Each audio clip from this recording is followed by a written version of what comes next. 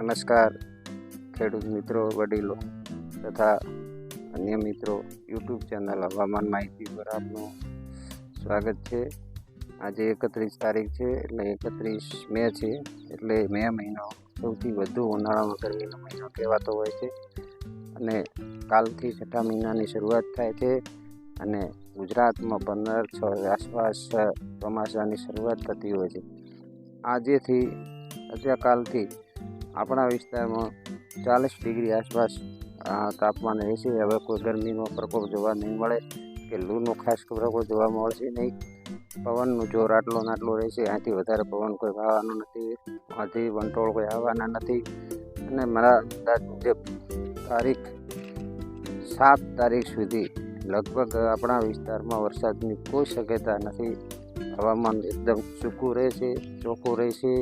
સવારના ટાઈમે વાદળછાયું વાતાવરણ રહેશે, જેના લીધે દિવસે ગરમી ઓછી જોવા મળશે.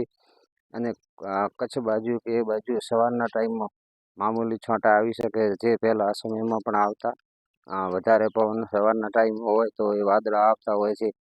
એ વાદળા સાથે ભેજ હોય છે, ભેજના લીધે મામૂલી છાંટા આવતા હોય છે. પણ એ પણ આપણા વિસ્તારમાં છાંટા આવવાની શક્યતા ઓછી છે.